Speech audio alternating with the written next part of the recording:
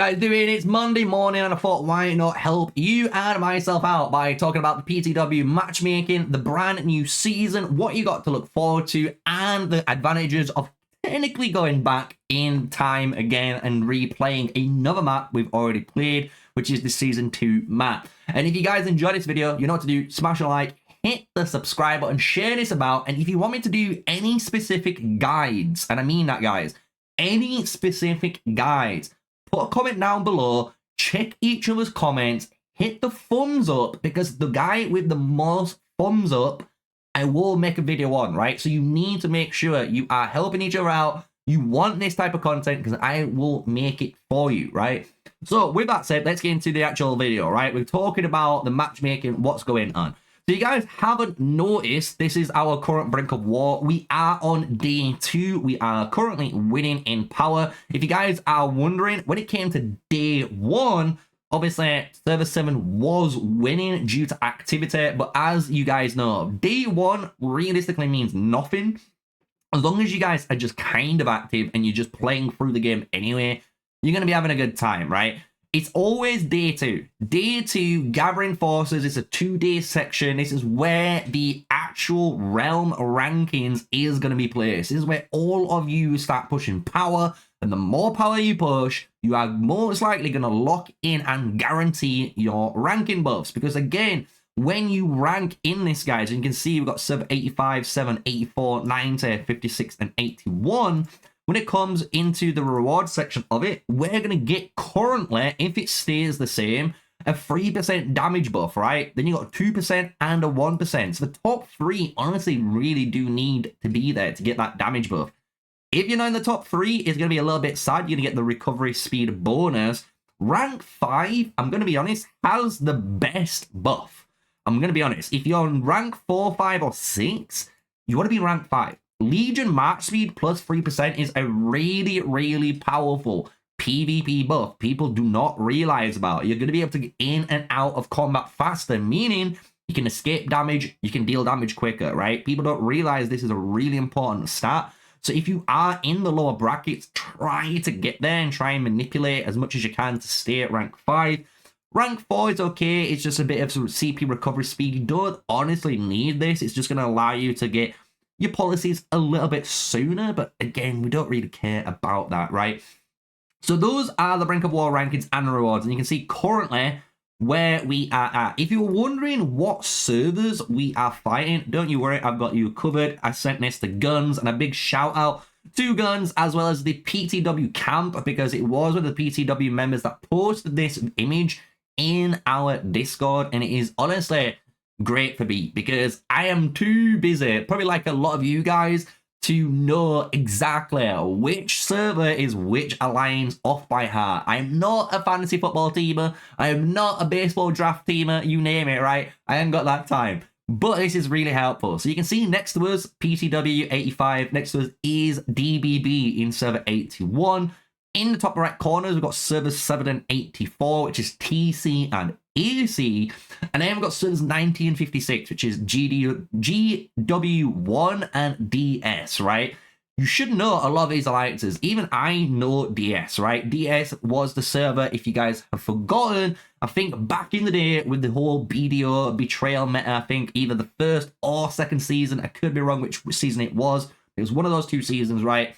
Then we've got TC and AC. We know both these alliances too. I think TC more potentially of a farmers alliance. I could be wrong, but not a super power top 20 alliance, right? We've got AC there, which is a pretty good alliance, and fellow content creator Burgas is in there. So who knows? Maybe I can talk to Burgas. We can have a little competition, maybe a bounty board where we can make a couple of objectives for the season where we have to try and hunt each other down and complete them and make a really fun video out of it. Maybe we'll see, right? But that is our matchmaking. It's a really fair, honest matchmaking, and I actually can't wait to actually play and fight in this season.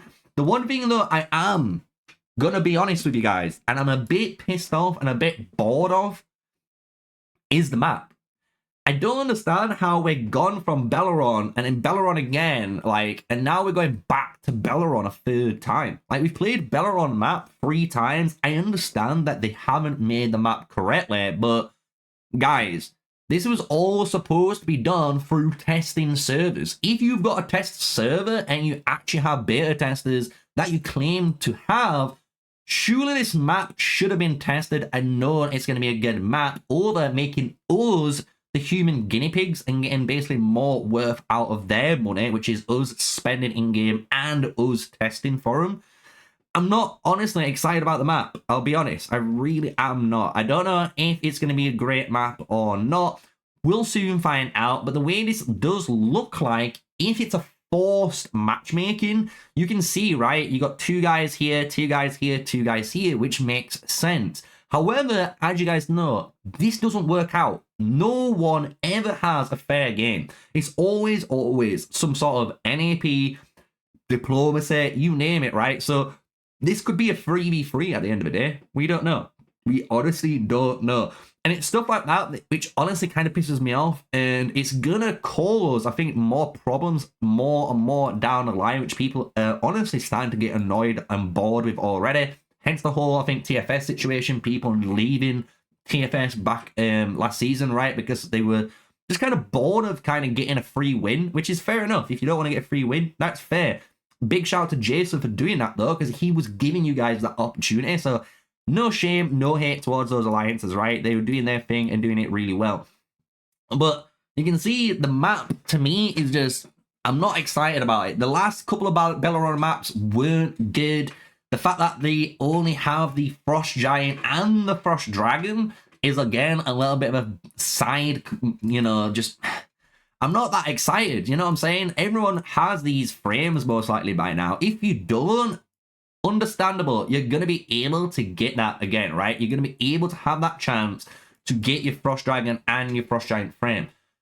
But the thing is, as you guys know, and I said this last, you know, video, when we were always talking about Behemoths as well as Season of Belleron, I expected a 3rd frame. I expected a 3rd Behemoth, because when you look at stuff like the Behemoth Hunter quest lines, right? The Behemoth Hunter here is really good because it shows you what's in the original, you know, a map. This is being replaced, right, with the Frost Dragon, and then you have this giant being replaced by a Frost Giant, right? So we've got a Frost Giant and a Frost Dragon all being replaced. But then you can still see we've got 1, 2, 3, 4, and then 5. 5 plus 2, which is crazy to me when it comes to the Behemoths. If it was me, you should have 3 new Behemoths and 4 old ones, right? And we still don't have that. So is this season going to be a good season? I don't know. I think it's going to be a little bit boring. The one thing that is going to be the massive determination on Season of, you know, Strife 2, basically, is going to be the season features. Does season talents, are they still going to have long-range warfare? We'll still see.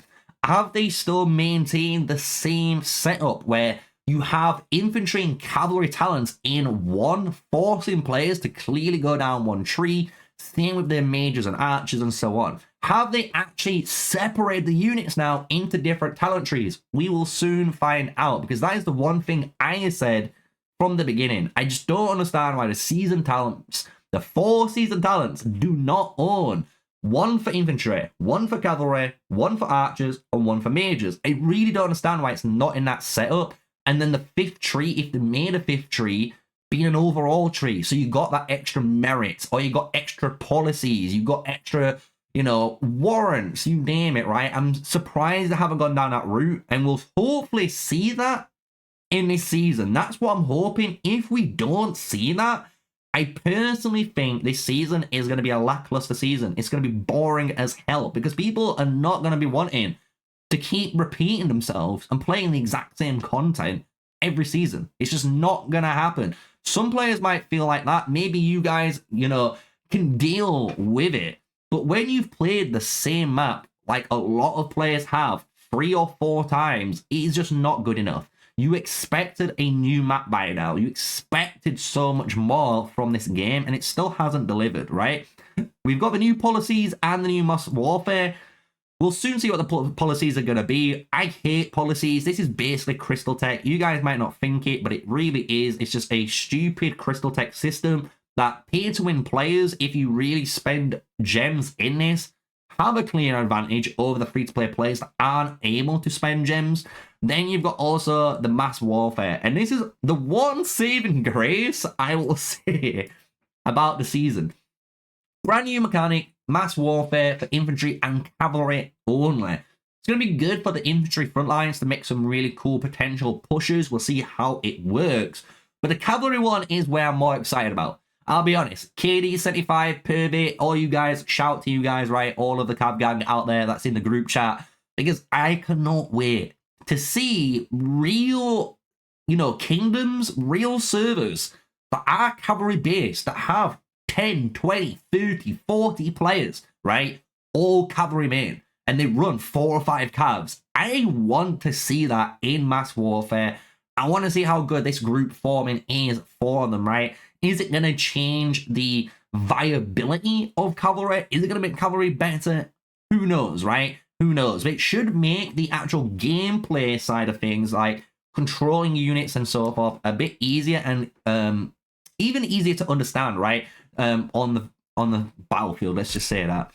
So, yeah. Season of Belleron 2, I am looking forward to, as you can tell, right? I am looking forward to it, but I'm still got my reservations, in there. I don't know if it's going to be as exciting people are making out. I think the major issue is everyone's been in Home Kingdoms since the last season, and because Home Kingdom, honestly, is so boring, so draining, because there's no real events, and that's the one thing. Like, I don't think people have an issue being in Home Kingdom to farm up ready for the next season.